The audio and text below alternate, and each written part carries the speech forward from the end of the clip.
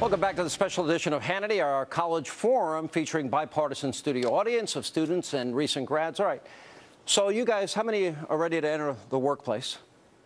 All right, now you're going to start working and you're going to start paying taxes. After you pay your state, local, federal property sales tax, how much of every dollar, the president talks about fair share, how much out of every dollar should you be able to keep? Just quickly, we'll run across the line here. How much?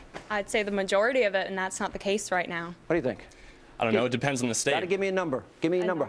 You work hard, you pay your taxes. Out of every dollar you make, how much should you keep? I'm more worried about student loans, I think, than taxes after I graduate. Right. And it's Democrats who are helping out on that, not Republicans. But you see, you're ducking my question. Somebody that works hard, you went to school, you studied, you're paying your student loans back.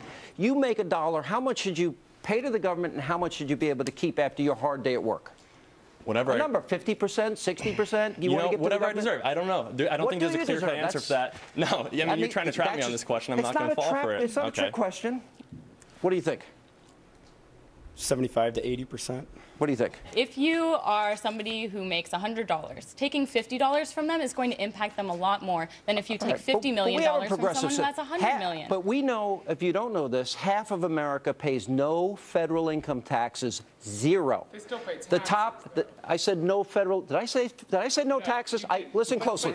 No federal income taxes. I understand that. But that doesn't mean that they don't pay sales taxes. It doesn't mean they don't pay into Medicare and Social Security. I was very clear. But they get their Social Security back, supposedly. But my question is, how much should you as a college grad be able to keep out of every dollar you make? Well, it depends on how much the government is going to be providing to me. You're ducking. Why are you Democrats ducking? What do you think? You know, Sean, I think what we should be doing is paying in taxes what our national spending is, our government spending as a percent of GDP. At what point does it become obnoxious and confiscatory? I mean, when people in California, where I'm from, paying 60%, keeping 40%, I think that's outrageous. I mean, people are going hard, going to work, working hard. I agree with you. That's an honest answer. What do you think? I think it's 85 to 90%. I worked 2 jobs this summer at a camp in North Carolina, and I was, a tutor for a 4th grader, and I worked hard for that money, and I feel I should, be able to keep most of that money. Most of it? So Georgia Bulldogs, how you doing? Doing good. I think you should keep about 75 to 80%. 75%, so 25 goes to the government. What do you think? Well, I think I should definitely be able to keep most of it and enough to fund the core functions of the government. Core functions. All right, Nadia, Penn State. You don't really think I'm going to give you a straight answer on this one? Why is it so far every Democrat's ducked and every Republican gave an honest answer? Because it's not a black and white issue. It is a black and white issue. It's not that easy. I think, I've worked jobs every summer and sometimes during the school year since I started college, and it's really difficult for me to get my pay stub back and see, what they're taking out for taxes and Social Security and things like that. Yeah, it hurts a little bit, but at the same time I realize that I take public transportation to get to my school. There are nice roads and bridges where I live. Wait a minute, don't you pay to get on the bus? There are things that are funded by the government. You cross a bridge in New York, it's $13 each way. Yes. I question the premise of the entire question. I would say that you get 100% of every dollar you make, because no matter how much you end up paying in taxes, you get that back in police, in firefighters, in SEAL Team 6. That's funded by tax dollars. What about the people that pay nothing? No one is paying nothing. No income. Wait, excuse me. Yes, there are. There are Americans that benefit. You can get benefits to the tune of $35,000. It was a recent Cato Institute study. Oh, a Cato Institute It's a libertarian think tank. And what they pointed out is when you get your government benefits, welfare, food stamps, the WIC program, and all these others, that it amounts to $35,000 a year. You get back, yeah, but you didn't pay in. We should pay in as much as we spend, and I think you have to talk about both spending and taxes in the same question. It's not a black or white. If you confiscated the wealthiest Americans' money, you still wouldn't be able to fund this government. But no, Sean, the issue is that we've seen, because of globalization and technological advancement, that the wealthiest have done very well, while the middle class and poor have not done as well.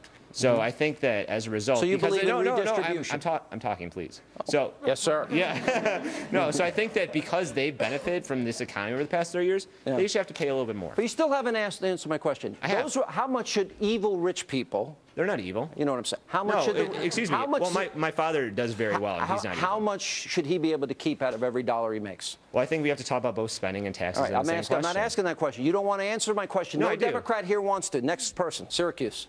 I would say the same thing he said. No Democrat wants to answer it. Give me an answer. I'm going to answer your question. Go ahead. If I have to pay 50% of how much I make, and I know that public schools in my neighborhood are going to be funded properly, if I know that fire department is going to be incredibly good, if I know that the police is going to keep me safe for the rest of my life, yeah, I'll pay 50%. If you live in California, you're going to pay 60 cents out of every dollar. Is that 60, okay with you? Yeah, that's okay with me. And New York is okay 60, but what about 70 cents of every dollar? Can I please finish and tell you why? Go ahead. So the way I see it is that if you pay high taxes, then you should have a return. And so right now, we need to invest more. And you kept mentioning Gator.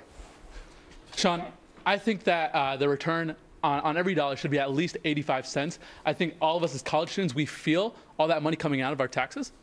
And at the end of the week, we wonder why we don't have enough spending, why we don't have enough spending on that we have allowed to a disposable income.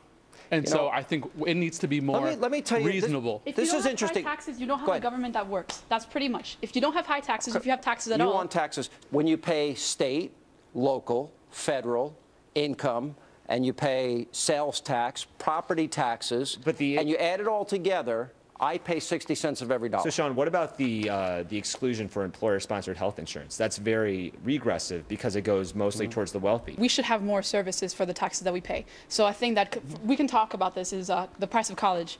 In a lot of other countries, a lot of unpopular countries for Fox News, but they have really high taxes, but then also, they have colleges that is 300 euros. And so they have really good colleges that are just as good as American colleges, and then they have healthcare benefits also inside their taxes.